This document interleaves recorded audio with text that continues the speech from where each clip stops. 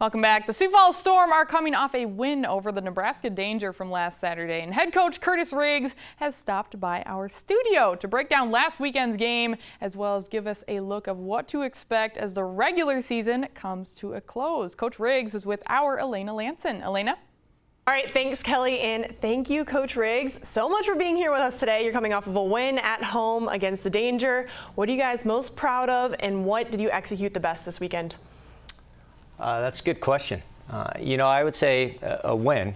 I mean, getting a win is the most important part. I think we're still very much a Jekyll and Hyde type team, though.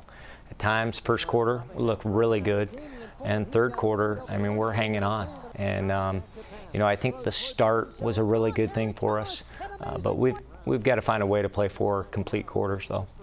And what do you think will go behind that? What makes the difference in the third quarter? Where does it fall off? Well, usually the third quarter we're historically been very good. We go in, make solid adjustments, and come out, and the veteran players kind of take over. But we're not as veteran-led this year. So I think inexperience, the meshing of guys coming together. But at this point in the season, I mean, we've got to overcome that by now. And this weekend, you're away against the Titans, and you've defeated them twice already this season. What do you need the guys to do to make a three-peat? Well, the one tough part is they have very small field and really tiny end zones. You've got to be able to run the ball effectively there. And this year, they really don't get much for a crowd there. So it's not going to be one that the adrenaline's really rushing. It's going to have to be go out, just play fundamental football and win in the trenches. And you guys only have a handful of games left. Has anyone really come out of their shell to become a vocal leader at this point in the season? No, we don't have vocal leaders. I mean, we don't. We have some leaders that lead by example. Jabari Gorman has been really good for us in that regard. Trey Wofford. But vocal guys that will kind of like a Mark Blackburn that we had, that's one of the best, probably the best linebacker that's played the indoor game, and definitely the best leader we've had, or Terrence Bryant, Chris Dixon. We've had a lot of really vocal guys that could take the team over, but not as much this year so far. Are you looking for anybody to step up and kind of take over that role for the last couple games?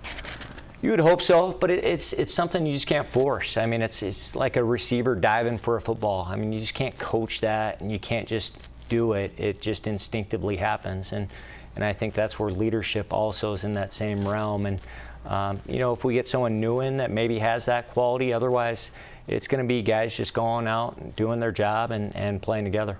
I like it. Lead by example. And actually, after this weekend, you guys have a bye week before those last couple games. What are you looking to ensure to go into a strong finish for the rest of the season? Yeah, the bye week next week is really important for us because it'll really be our last chance to finalize the roster. So we'll look to bring some guys in, and then rest the bodies will be really important. We're pretty beat up right now. And then we have some really important games. We play Iowa again at home, and that'll be a huge game that will have a lot of home field advantage implications in it. And that bye week will also help with injuries. Every time we talk, I know we talk about injury. Where is the roster standing right now? Yeah, we lost one of our starting DNs. Chris Martin had an elbow injury, and he'll be put on short-term IR. Hopefully we can get him back for the playoffs, but he'll be out for a couple weeks at least. All right, well, after this weekend, get a bye, get those guys rested, and good luck to you guys this weekend, and then heading into a rest week. That'll be good for you guys. Thank you. Yeah, thank you so much, and thanks for joining us today and taking time out of your day to talk to us. So we really appreciate it. All right, Kelly, back to you.